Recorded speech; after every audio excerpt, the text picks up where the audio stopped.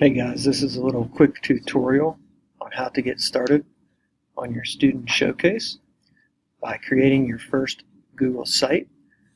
So underneath your PLSD bookmarks, you're going to click the class link Launchpad, which we know where that's at, and it will take us to our class link homepage there.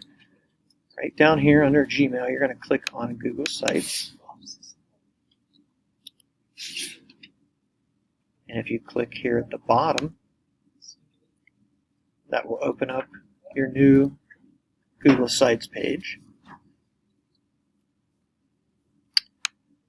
Up here you are going to name your site Student Showcase, first name, last initial, and then the name of your page is going to be Student Showcase.